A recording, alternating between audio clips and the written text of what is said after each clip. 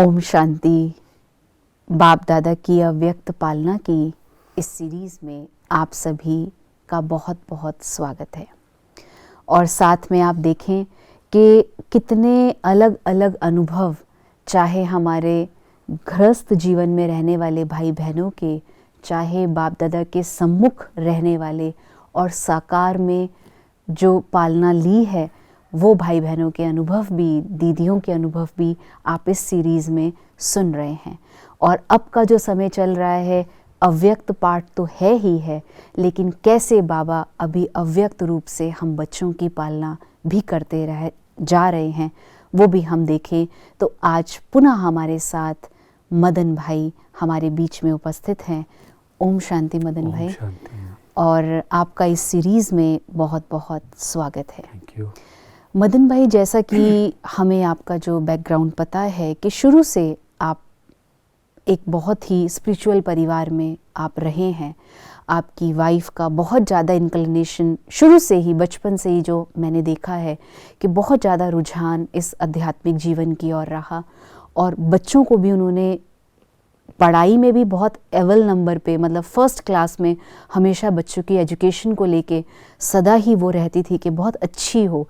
लेकिन एजुकेशन के साथ साथ बात करें तो परमात्मा के सत्य ज्ञान को भी उन्होंने अपने बच्चों के जीवन में डाला, जिसमें आपका उन्हें बहुत सपोर्ट, मैं ये तो नहीं कहती शुरू से मिला, लेकिन फिर भी आप सदा, आपके मन में रहता था कि हाँ कुछ करें और कुछ हट के करें। तो जैसे कि आपके जीवन में एक बहुत ऐसी चीज़ आई, बीमारी भी आई, जिस पे आपने विजय प्राप्त की भी है और आप रेगुलर कर भी रहे हैं। और वर्तमान समय अगर हम अभी देखें तो आप ORC परिवार में हमारे साथ कुछ समय से रह रहे हैं। आपको अव्यक्त पाठ में चाहे या शिव बाबा पर आपका अटूट निश्चय हमने देखा है। तो सबसे पहले मैं यही पूछना चाहूँगी कि बहुत सारे अनुभव आपके हैं, अगर देखें तो बहुत एक बुक बन सकती है, लेकिन ये अव्यक्त रूप की पालना जो सबसे पहले आपको एक अनुभव हुई वो आप हमसे शेयर करें कि कैसे हुई और कब हुई। अव्यक्त रूप की पालना में 2022 में नवंबर में बाबा मिलन में मधुबन गया था। मेरी जुगल मेरे को लेके गई थी, स्थिति अच्छी नहीं थी, हेल्थ इशू चल रहा था, बट हम लोग गए थे बाबा मिलन में। तो अव्यक्त रूप में जब बाबा से मिलन हुआ, वहाँ पे सामने थे हम लोग, तो उस वक्त उस दृष्टि में ऐसा कुछ महसूस हुआ कि जैसे बाबा कह रहा है कि हौसला रखो, सब ठीक हो जाएगा। वहाँ से थोड़ा सा फेथ डेवलप हुआ, धीरे धीरे निश्चय जो है वो बढ़ता चला गया। वहाँ से वापस आने के बाद धीरे धीरे हेल्थ इशू सोल्व होने लगा, हेल्थ पहले से ठीक होने लगी। तब से मैंने अमृत वेला और मुरली क्लास कभी मिस नहीं की, रेगुलर इसको ऑप्ट किया, ये देखने के लिए कि क्या मैं इससे क्या प्राप्ति होती है मेरे को। तो अव्यक्त बाप दादा की पालना मेरे लिए सबसे बड़ी वही थी पहले दिन से, कि मेरे को ये कहा गया, जैसे ऐसा फील हुआ उस वक्त दृष्टि में कि आप हौसला रखो, सब ठीक हो जाएगा। हौसला रखना मीन्स कि मैं हिम्मत का एक कदम बढ़ाऊंगा तो मेरे को हेल्प मिलेगी, मदद मिलेगी। उसके बाद धीरे धीरे हेल्थ ठीक होने लगी। जब से मैं ORC आया हूँ तो लास्ट ईयर मेरे को टांगों में बहुत प्रॉब्लम थी। यहाँ पे अप्रैल का महीना था शायद, वो मैं चल नहीं पाता था अपने आप से, मेरे को एक सहारा चाहिए होता था चलने के लिए। एक दिन बाबा रूम में बैठ के मैंने ऐसे ही बाबा से बोला, जैसे बच्चा बाप से रिक्वेस्ट करता है कि मेरे को ये चाहिए अब। ऐसे ही मन से निकला, एक संकल्प आया मन में कि क्या ये बच्चा ऐसे ही रहेगा अब। उसी दिन शाम को मैं बाबा रूम के सामने जो एक बड़ा पार्क है वहाँ बैठा था, गर्मी का टाइम था। ऐसे लगा, ऐसे महसूस हुआ कि जैसे बाप दादा आके मेरा हाथ पकड़ के कह रहे हौसला तो रखो। तो चलते चलते मैंने उस दिन 4 राउंड लगाए पार्क के और मैं बिल्कुल ठीक हो गया। उस दिन के बाद मेरे को कभी टांगों में प्रॉब्लम नहीं हुई। अब इसको आप हेल्प कहो, अव्यक्त बाप दादा की मदद कहो, पालना कहो, जैसे भी समझो आप इसको। मेरे को आज तक वो फील होता है कि बाप दादा मेरा हाथ पकड़ के मेरे को हर जगह चला रहे हैं। तो जैसे कि भाई साहब आपने बताया कि हेल्थ इशू रहे और बाबा के सम्मुख जब आप गए तो बाबा की जो दृष्टि पड़ी उससे आपको लगा कि एक बाप एक बच्चे की पालना जैसे उस वक्त वो फीलिंग्स आई मेरे मन में, एक संकल्प जैसे उठता है कि आप हौसला रखो, सब ठीक हो जाएगा। जैसे एक पिता अपने बच्चे को आथत देते हैं कि बच्चा आगे बढ़ जाए। तो भाई साहब जैसे ये सिचुएशन चली, और अगर हम आपके पर्सपेक्टिव पे देखें, बिजनेस भी है, बच्चे भी हैं, कारोबार भी है, जी। काफ़ी सारी चीज़ें हैं। तो बाबा की मदद की पालना आपने उस स्वरूप में भी देखी, क्योंकि आज वर्तमान समय देखें तो हर चीज़ चाहिए। तो बच्चों के लेवल पे अगर देखें, बिजनेस में देखें, तो कभी आपको ऐसा संशय तो नहीं आया कि क्या होगा? संशय कभी नहीं आया, क्योंकि विल पावर, अब ये परमात्मा की अनुकंपा समझ लो, गॉड गिफ्ट जिसे कहते हैं। बाय बर्थ विल पावर जो है हमेशा स्ट्रॉन्ग रही है।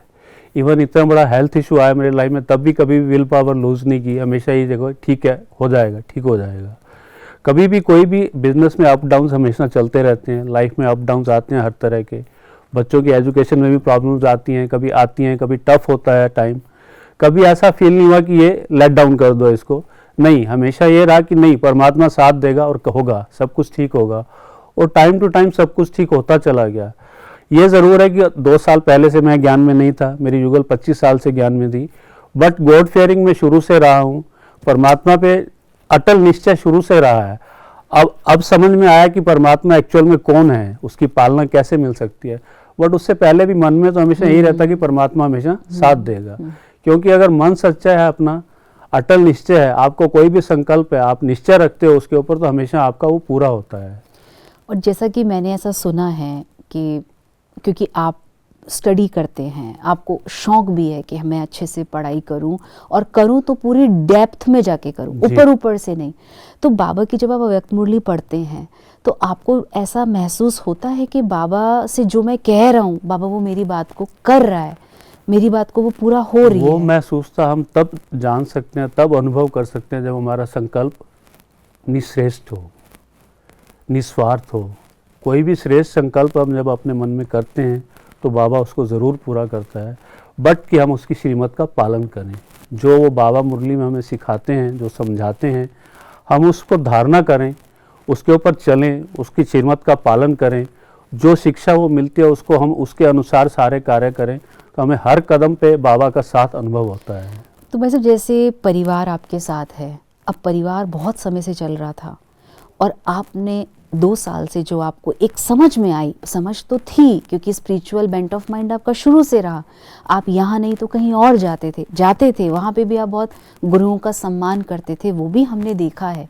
तो क्या ऐसा अंतर रहा कि अव्यक्त पालना का या बाबा की पालना का यहाँ आपको इतना अट्रैक्शन क्यों रहा?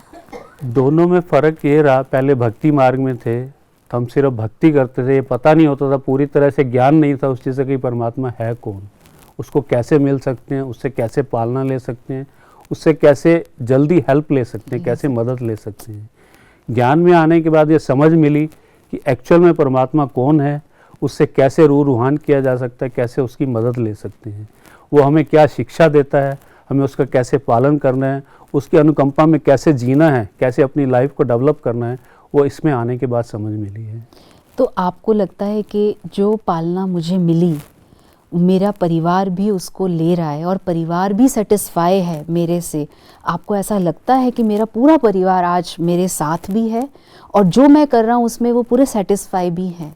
बिल्कुल 100% सेटिस्फाइड हूँ मैं, क्योंकि मेरी फैमिली 100% मेरे साथ है।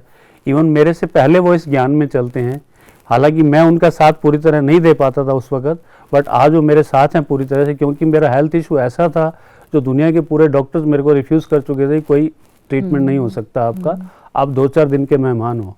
बट बाबा की अव्यक्त पालना, बाप दादा की पालना मिलने से मैं आज देखो आपके सामने बात कर रहा हूँ, बैठा हूँ, अपने आप से सब कुछ अपना कर लेता हूँ। इवन मैं यहाँ से दिल्ली अपनी गाड़ी खुद ड्राइव करके चला जाता हूँ, जिसको डॉक्टर ने कहा था कि 1 घंटा 2 घंटे का मेहमान है ये। इससे अच्छी पालना, इससे अच्छा अनुभव और क्या हो सकता है? तो कभी कभी आपको लगता है कि जैसे अभी वर्तमान में मैं ORC में परिवार के साथ रह रहा हूँ, आप हम सबके साथ यहीं रह रहे हैं, बातें तो सब जगह आती हैं, सब जगह, क्योंकि परिवार है तो सब जगह आता है, लेकिन आपको कौन सी बाबा की ऐसी बात, अव्यक्त बाप दादा की या बाबा की ऐसी बात पक्की रहती है जिससे आप कभी हलचल में नहीं आते?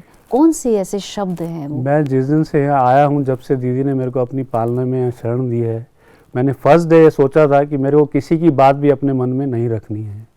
जिस पर्पज़ से मैं यहाँ आया हूँ, मैं सिर्फ उस पर्पज़ पे हमेशा अटेंशन देता हूँ। मेरी कॉन्शियस सिर्फ बाबा को याद करती है, जो बाबा ने कहा है मेरे को उसकी पालना करनी है। मैक्सिमम 100% कोशिश करता हूँ कि उसकी श्रीमत का पालन करके चलता रहूँ, तो उससे इन सब चीज़ों से मैं बचा रहता हूँ। 2 बहन भाई भी होते हैं घर में तो भी ऊंच नीच होती है, यहाँ तो ब्राह्मण परिवार है पूरा, हर तरह की बात होती है, बट मैं कभी भी उसको अपने मन में नहीं लेता हूँ, ना मैं किसी बात की तरफ ध्यान देता हूँ। बस आपको सदा ये रहता है कि पिता के घर में क्योंकि मेरा मोटिव है बाबा की पालना लेना, बाप दादा से पालना लेना, उसकी श्रीमत का पालन करना। मेरा दिन उसी में निकल जाता है, मेरे को व्यर्थ सोचने की जरूरत ही सोचने नहीं। की। जैसे बाबा ने अभी अव्यक्त मुरली में कहा कि व्यर्थ को अवॉइड करो, अवॉर्ड लो, तो सदा ही हम सबको ये रहता है कि हम व्यर्थ को अवॉइड करें और जो बाबा ने कहा वो अवार्ड लें।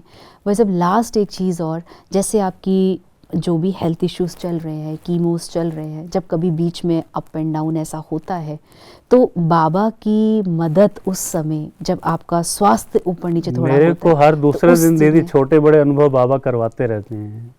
अभी लास्ट मई की बात है, मेरे को कीमो का इंजेक्शन लगता है वीकली है, उसके साइड इफ़ेक्ट्स बहुत हैवी होते हैं। एक दिन रात को 2 बजे के आसपास स्टमक में एक्यूट पेन हुआ, और जब मेरे को पेन होता है तो मैं अनकॉन्शियस हो जाता हूँ, बट मैंने किसी को कॉल नहीं किया। 1-1.5 घंटे के आसपास मैंने वो बियर किया, बट उसके बाद मुंह से क्या निकला, मेरे बाबा अब मेरे से बर्दाश्त नहीं होता, अब आप देख लो क्या करना है। विद इन 3 मिनट्स मेरे को नींद आई और मैं सुबह 4 बजे उठा, मेरे को पता नहीं चला मेरे को क्या हुआ था। इससे ज़्यादा अच्छा अनुभव, Yes. इससे अच्छी पालना और कौन दे सकता है। तो देखिए आप किस तरह से बिजनेस भी चल रहा है, परिवार भी चल रहा है, खुद भी अपने आप को इतनी चीज़ों से निकाल के, खुद अपनी एक हेल्थ के साथ भी फाइट करके नहीं, लेकिन उसको समझा के आज चला रहे हैं। तो जो भी भाई बहनें अव्यक्त पालना के पार्ट में अगर देखें, तो बाबा की मदद हम हर बच्चे को, बाबा एक बच्चे के रूप से, वो पिता है, वो बच्चे के रूप से हमारी पालना करके हमें निखार रहे हैं। लेकिन एक बाबा की जो बात जो मदन भाई ने कही कि पहले खुद उस श्रीमत पे हम चलें और सच्चे दिल से, सच्चे मन से अगर बाबा को एक बार भी दिल से कहते हैं मेरा बाबा आ जाओ, तो बाबा ने कहा है कि जैसे ही आप मेरा बाबा कहेंगे, बाबा बंधा हुआ है मदद बाबा ने हम करने सब में। बच्चों से वायदा किया है, जिस दिन आप मेरे को कहोगे मेरा बाबा, उस दिन से आप मेरे हो गए। मेरे हो। उसके बाद जिम्मेवारी बाबा की है। अगर हम 100% उसके ऊपर छोड़ते हैं तभी वो हेल्प करता है। जब तक हम खुद अपने से करते हैं, बोलता है ठीक है करो आप, क्योंकि जब तक पूरा निश्चय नहीं रखेंगे किसी चीज़ पे तो कोई भी हेल्प नहीं करेगा। लौकिक में भी अगर हम फादर को पूरा छोड़ेंगे नहीं कि हमें ये चाहिए, तब तक फादर भी नहीं करता नहीं है। समझेंगे। तो जैसे बाबा ने पीछे मुरली में भी कहा 31 दिसंबर को कि बोझ मुझे दे दो, बोझ बिल्कुल। अपने ऊपर ना रखो। तो बोझ या कोई भी चीज़ की परेशानी हम बाबा को दें।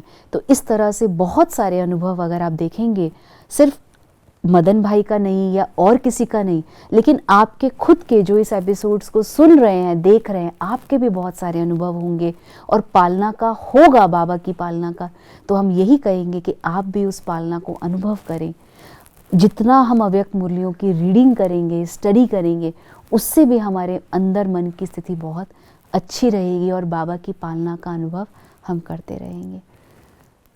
तो बहुत बहुत होगा आपके पास और भी बहुत सारी चीज़ें, और तो हम आगे आपसे ऐसे ही रूबरू होते ज़रूर। रहेंगे, मिलते रहेंगे। बहुत बहुत थैंक यू एंड आपका बहुत बहुत थैंक्स कि आपने इस एपिसोड ओम में शांति। आपने अपने अनुभव रखे जो हम सबके लिए एक प्रेरणादायक हैं, और अगर हम उसको फॉलो करते हैं तो डेफिनेटली हम कुछ ना कुछ अपने जीवन को और निखार लेंगे। तो लास्ट यही कि हेल्थ कैसी भी हो, लेकिन अगर मन अच्छा है और विल पावर हमारी स्ट्रॉन्ग है, तो हम अपने फिज़िकल हेल्थ को भी बहुत अच्छा कर सकते हैं, और बाबा की मदद हमें 101% मिलती है अगर हम पहला एक स्टेप अपना उठाते हैं। ओम शांति। ओम शांति।